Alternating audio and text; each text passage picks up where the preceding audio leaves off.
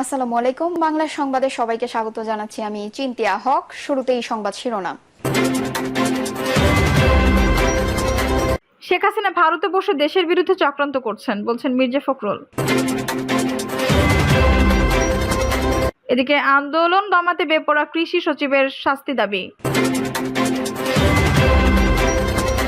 জানাবো হাসিনা কাদের সহ 101 নেতাকর্মীর বিরুদ্ধে মামলা। ধানমন্ডি 32-এ মানবাধিকার লঙ্ঘন হয়েছে, তদন্ত হচ্ছে বলছেন সার্জিস আলম।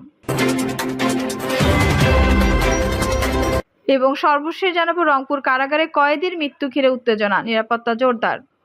দর্শক শুনছিলেন সংবাদ শিরোনাম, এখন বিস্তারিত। শেখ হাসিনা ভারতে বসে দেশের বিরুদ্ধে চক্রান্ত করছেন বলছেন মির্জা ফখরুল। ভারতে বসে শেখ হাসিনা দেশের বিরুদ্ধে চক্রান্ত করছেন বলে অভিযোগ করেছেন বিএনপির মহাসচিব মির্জা ফখরুল ইসলাম আলমগীর। মির্জা ফখরুল বলেন, আমরা দীর্ঘ লড়াই করেছি, যদি মনে করেন আমাদের লড়াই শেষ হয়ে গেছে তাহলে ভুল করবেন। এটা ভাসমান অবস্থায় আছে, যে কোনো সময়ের মুহূর্তে ভারতে বসে শেখ হাসিনা এর সুযোগ নিতে পারেন। ইতিমধ্যে শেখ হাসিনা চক্রান্ত শুরু করেছেন, সেই চক্রান্ত প্রতিরোধ করাই আমাদের কাজ। বিএনপি 17 বছর ধরে লড়াই করে একটি ভিত্তি তৈরি করেছে উল্লেখ করে বিএনপি মহাসচিব বলেন, সেই ভিত্তির উপর দাঁড়িয়ে আমাদের ছেলেরা, তরুণ, যুবক, ছাত্ররা আন্দোলন বিজয় পর্যায়ে নিয়ে গেছে। বুকের রক্ত ঢেলে দিয়েছে। আবু সাইদ থেকে শুরু করে প্রায় হাজার খানেক ছাত্র শিক্ষার্থী প্রাণ দিয়েছে। 3 থেকে 5 আগস্ট ছাত্র দলের অনেক ছেলেরা প্রাণ দিয়েছে। আমি পঙ্গু হাসপাতালে গিয়েছিলাম, সেখানে 124 জন ছিল। আমি খবর নিয়ে দেখলাম সেখানে 90 জন ছাত্র দলের ছেলে। সংঘাত সৃষ্টি করা যাবে না, সকলকে এক হয়ে এখন কাজ করতে হবে। মির্জা ফখরুল বলেন, সাম্প্রদায়িকতা ও সংখ্যালঘু সম্প্রদায়ের উপর অত্যাচারের ধুয়ো তুলে আওয়ামী লীগ আরেকটা ঝগড়া করতে চায়, এটা চক্রান্ত।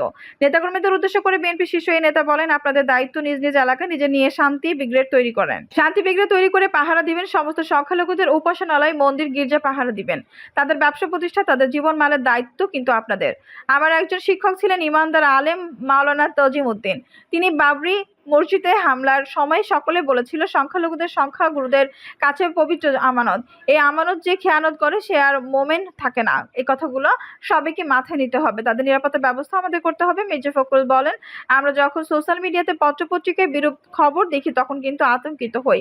জনগণের ভোটের অধিকার থেকে বঞ্চিত করবার জন্য আবার কোনো নব্য ফ্যাসিবাদ এসে উপস্থিত হচ্ছে কিনা, এই দিক থেকে সজাগ থাকতে হবে। সাবেক এই মন্ত্রী বলেন, ঐক্য ঐক্য ঐক্য এবং ধৈর্যশীল সহনশীল অবস্থা, ডিসিপ্লিনের মধ্যে আমাদেরকে চলতে হবে। কালকে আপনাদের প্রোগ্রাম ছিল না, কয়েকজন আসছিল, অনেক কম, আজকেও কম। কি জন্য? জয় হয়ে গেছে। তিনি বলেন, এই যুদ্ধে জারি রাখতে হবে, এই গ্রামে এই সংগ্রামে চালিয়ে যেতে হবে, তা না হলে আমরা কিন্তু অনেক বিপদে পড়ে যাব। এক ফ্যাসিবাদকে পরাজিত করেছি আমরা, নব্য ফ্যাসিবাদ যেন না আসতে পারে তার জন্য আমাদের সজাগ থাকতে হবে।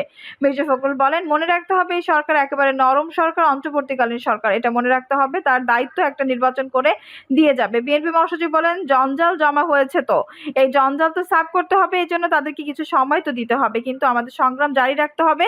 ম্যাডামের আদর্শ অনুসরণ করতে হবে, ম্যাডামের যে বক্তব্য তা প্রতিষ্ঠিত করতে হবে। প্রেম ভালোবাসা দিয়ে সবাইকে কাজ করতে হবে, কোনো প্রতিহিংসা নয়, কোনো প্রতিশোধ নয়। আন্দোলন দমাতে বেপরোয়া কৃষি সচিবের শাস্তি দাবি। ছাত্রদের আন্দোলন ঠেকাতে কৃষি কর্মকর্তাদের মাঠে নামানো কৃষি মন্ত্রণালয়ের সচিব ওয়াহেদা আক্তার ও কৃষি সম্প্রদায়ন অধিদপ্তরের ডিএই মহাপরিচালক বাদল চন্দ্র বিশ্বাসের শাস্তি দাবি করেছেন কৃষিবিদরা। পাশাপাশি কৃষি মন্ত্রণালয়ের 17টি সংস্থায় চুক্তিভিত্তিক নিয়োগ বাতিল, দুর্নীতিবাজদের বিরুদ্ধে ব্যবস্থা নেওয়া ও বঞ্চিত কর্মকর্তাদের যোগ্য পদে পদায়নের দাবিও করা হয়েছে। ডিএই অতিরিক্ত পরিচালক নাসির উদ্দিন বলেন, কৃষি সচিব ওয়াহেদা আক্তারের নিয়োগ বাতিল করা হলেও তার স্বামী বাংলাদেশ কৃষি গবেষণা কাউন্সিলের চেয়ারম্যান ডক্টর শেখ মোহাম্মদ বখতিয়ার ও ডিজি বাদল চন্দ্র বিশ্বাস সহ চুক্তিভিত্তিক নিয়োগপ্রাপ্ত অন্য কর্মকর্তাদের অপসারণ করা হয়েছে। গত 4 আগস্ট কৃষি সচিব ও ডিএই এর মহাপরিচালকের নেতৃত্বে ছাত্র আন্দোলনের বিরুদ্ধে কর্মকর্তাদের মিছিল ও সমাবেশ করতে বাধ্য করা হয়েছিল, যা সরকারি চাকরি বিরোধীর পরিপন্থী। গণহত্যার পক্ষে রাস্তায় অবস্থান নেওয়ার সচিব ও ডিজিকে বিচারের মুখোমুখি করতে হবে। হাসিনা কাদের সহ 101 নেতাকর্মীর বিরুদ্ধে মামলা। বৈষম্য বিরোধী ছাত্র আন্দোলনের শিক্ষক সেলিম হোসেন নিহতের ঘটনায় আওয়ামী লীগের সভাপতি এবং সাবেক প্রধানমন্ত্রী শেখ হাসিনার দলটির সাধারণ সম্পাদক ওবায়দুল কাদের সহ 101 জন নেতাকর্মীর বিরুদ্ধে হত্যা মামলা হয়েছে। নিহত সেলিম হোসেনের বাবা সেকেন্দার আলী বাদী হয়ে বগুড়া সদর থানায় আজ শুক্রবার এই মামলা দায়ের করেন। মামলায় শেখ হাসিনা ও ওবায়দুল কাদেরকে হত্যার নির্দেশক দাতা উল্লেখ করা হয়েছে। নিহত সেলিম হোসেনের বাড়ি বগুড়ার শিবগঞ্জ উপজেলার পীরব ইউনিয়নের কালীকান্দা গ্রামে। মামলার 101 জনের নাম ছাড়াও অজ্ঞাত পরিচয়ে আরও 350 জনকে আসামি করা হয়েছে। মামলার উল্লেখযোগ্য আসামিরা হলেন বগুড়া জেলা আওয়ামী লীগের সভাপতি ও বগুড়া ৫ শেরপুর ধুনট আসনের সাবেক সংসদ সদস্য মুজিবুর রহমান মজনু, জেলা আওয়ামী লীগের সাধারণ সম্পাদক ও বগুড়া ৬ সদর আসনের সাবেক সংসদ সদস্য রাগিবুল আহসান রিপু, জেলা আওয়ামী লীগের সহসভাপতি টি জামান নিকেতা, যুগ্ম সাধারণ সম্পাদক মঞ্জুরুল আলম মেহান, সাগর কুমার রায়, আসাদুর রহমান দুলু, সাংগঠনিক সম্পাদক শাহাদাত আলম ঝনু, শহর আওয়ামী লীগের সভাপতি রফি নেওয়াজ খান রবিন, সাধারণ সম্পাদক ওবায়দুল হাসান ববি, বগুড়া জেলা যুবলীগের সভাপতি সুভাষিস পোদ্দার লিটন, সাধারণ সম্পাদক আমিনুল ইসলাম, জেলা স্বেচ্ছাসেবক দলের লীগের সভাপতি সাজিদুর রহমান, সাধারণ সম্পাদক জুলফিকার রহমান, জেলা ছাত্রলীগের সভাপতি সজীব সাহা, সাধারণ সম্পাদক আল মাহমুদুল ইসলাম, জেলা ছাত্রলীগের সাবেক ২ সভাপতি আল রাজি জুয়েল ও নাইমুর রাজ্জাক, সাবেক ২ সাধারণ সম্পাদক মাশরাফি হিরো ও অসীম কুমার রায়, শহর আওয়ামী লীগের সাবেক সাংগঠনিক সম্পাদক আব্দুল মান্নান আকন্দ ওরফে fame Mannan, Bogura chamber of commerce and ইন্ডাস্ট্রির সভাপতি জেলা আওয়ামী লীগের কোষাধ্যক্ষ মাসুদুর রহমান মিলন, চেম্বারের সহসভাপতি ও সদর উপজেলা আওয়ামী লীগের সাধারণ সম্পাদক মাহফুজুল ইসলাম রাজ, সদর উপজেলা আওয়ামী লীগের সভাপতি আবু সুফিয়ান শফিক, আব্দুল মতিন সরকার, আমিনুল ইসলাম, কাউন্সিল আরিফুল ইসলাম। মামলার এজাহারে উল্লেখ করা হয়েছে বৈষম্য বিরোধী ছাত্র আন্দোলন চলাকালে ৪ আগস্ট দুপুর ৩টার দিকে বগুড়া শহরের সাতমাথা স্টেশন সড়কে আইএফআইসি ব্যাংকের সামনে আওয়ামী লীগের সাবেক ওই ২ সংসদ সদস্য ৭ নেতার নেতৃত্বে আন্দোলনকারীদের উপর হামলা চালানো হয়।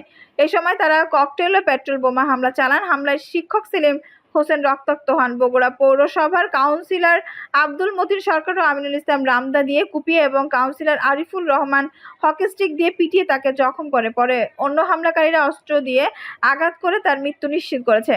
বগুড়া সদর থানার ভারপ্রাপ্ত কর্মকর্তা ওসি তদন্ত শাহিনুজ্জামান সমকালকে বলেন, মামলায় ১০১ জনের নাম ছাড়াও অজ্ঞাত পরিচয়ে আরও ৩৫০ জনকে মামলার আসামি করা হয়েছে। আসামিদের গ্রেপ্তারের চেষ্টা চলছে। ধানমন্ডি ৩২-এ মানবাধিকার লঙ্ঘন হয়েছে, তদন্ত হচ্ছে বলছেন সার্জিস আলম। বঙ্গবন্ধু শেখ মুজিবুর রহমানের মৃত্যুবার্ষিকীর দিনে ধানমন্ডি ৩২ নম্বর ঘিরে বেশ কিছু অপ্রীতিকর ঘটনার অভিযোগ পাওয়া গেছে। শোক জানাতে যাওয়া ব্যক্তিদের ফোন চেক ও তাদের মারধর করার মতো অভিযোগ রয়েছে। এক ব্যক্তিকে প্রায় নগ্ন করে নাচতে বাধ্য করার একটি ভিডিও ভাইরাল হয়েছে সামাজিক যোগাযোগ মাধ্যমে। এসবের সাথে বৈষম্য বিরোধী ছাত্র আন্দোলনে কেউ জড়িত কিনা সে বিষয়ে তদন্ত করা হচ্ছে বলে জানিয়েছেন এক সমন্বয়ক সার্জিস আলম। তিনি বলেন, ১৫ই আগস্ট রাজধানী ধানমন্ডি ৩২ সহ বিভিন্ন জায়গায় কিছু অপ্রীতিকর ঘটনা ঘটেছে যা আমাদের গণ অভ্যুত্থানের স্পিরিটের সাথে যায় না। তাই বঙ্গবন্ধু শেখ মুজিবুর রহমানের বাসভবনের শোক প্রকাশে ঘটে যাওয়া বিতর্কিত কাজ নিয়ে তদন্ত করা হচ্ছে।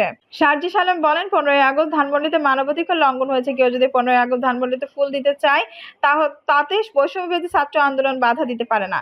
বঙ্গবীর কাদের সিদ্দিকীর গাড়িতে হামলার অধিকার কারো নেই। তাই এসবের সঙ্গে সমন্বয়ক বা অন্য কেউ জড়িত থাকলে বহিষ্কার এবং ব্যবস্থা নেওয়া হবে। তিনি বলেন, শেখ হাসিনা বাইরের রাষ্ট্র থেকে সে রাষ্ট্রের মদতে প্রতি বিপ্লবের চেষ্টা চালাচ্ছে। যদি এই বিপ্লব হয়েই যেত তাহলে তা ছাত্র জনতার বিপক্ষে গিয়েই হতো। ১৫ই আগস্ট ঘিরে আওয়ামী লীগের ছাত্র লীগ ছদ্মবেশে বিতর্কিত কর্মকাণ্ড ঘটিয়ে থাকতে পারে। তারা যেন প্রতি বিপ্লব করতে না পারে সেজন্য আমরা শান্তিপূর্ণ কর্মসূচি দিয়েছিলাম। বলেন, ২০১৩ সালে আওয়ামী লীগ পুলিশের মাধ্যমে হেফাজতে ইসলামের সমাবেশের সময় কান ধরে ওঠবস করানোর স্বীকৃতি শুরু করেছিল। তবে গতকাল ১৫ই আগস্ট কান ধরে ওঠবস করানো, মোবাইল চেক করা সহ ঘটে যাওয়া কিছু কাজ বৈষম্য বিরোধী ছাত্র আন্দোলনের উদ্দেশ্যের সঙ্গে সঙ্গতিপূর্ণ নয়। ব্যক্তিগতভাবে চাইলে যে কেউ শোক পালন করতে পারবে। উল্লেখ করে তিনি বলেন, আমরা ১৫ই আগস্ট রাষ্ট্রীয় আয়োজনে শোক দিবস পালনের পক্ষে না। তবে কেউ ব্যক্তিগতভাবে শোক প্রকাশ করতে চাইলে তাকে সম্মান জানাতে হবে। ১৫ই আগস্ট ঘিরে আওয়ামী লীগ যেন ঢাকা অবস্থান নিতে না পারে বা প্রতি বিপ্লবের মতো কিছু ঘটাতে না পারে সেজন্য বৃহস্পতিবার সর্বাত্মক অবস্থান কর্মসূচি পালনের ঘোষণা দেয় বৈষম্য বিরোধী ছাত্র আন্দোলন। সকাল থেকে ধানমন্ডি ৩২ এলাকায় আশেপাশে অবস্থান নেন ছাত্র জনতা। ওই সড়কে কেউ যেতে চাইলে ছাত্ররা তল্লাশি করে মোবাইল চেক করে দেখেছেন। আওয়ামী লীগ সংশ্লিষ্টতা পেলেই পড়তে হয়েছে মারধরের মুখে। পরে আইনশৃঙ্খলা বাহিনীর কাছে সোপর্দ করা হয়েছে। রংপুর কারাগারে কয়েদির মৃত্যু ঘিরে উত্তেজনা, নিরাপত্তা জোরদার। রংপুর কেন্দ্রীয় কারাগারে রফিকুল নামের এক কয়েদির লাঠির আঘাতে বাহারুল বাদশা নামের আরেক কয়েদি নিহত হয়েছেন। এ ঘটনার কয়েকদিনের মধ্যে উত্তেজনা বিরাজ করছে। এক পর্যায়ে কারারক্ষীদের সঙ্গে তাদের ধাওয়া পাল্টা দেওয়ার ঘটনা ঘটে। পরিস্থিতি নিয়ন্ত্রণে আনতে কারারক্ষীরা ফাঁকা গুলি ছুড়েছেন। রংপুর জেলার প্রশাসক মোহাম্মদ মোবাশ্বের হাসান ও ৬৬ পদাতিক ডিভিশনের GLC major general Shakil Ahmed সহ প্রশাসনের ঊর্ধ্বতন কর্মকর্তারা কারাগারে যান। সেখানে তারা পরিস্থিতি নিয়ন্ত্রণে আনতে বিক্ষুব্ধ কয়েকদিনের সঙ্গে কথা বলে শান্ত থাকার জন্য আহ্বান জানান।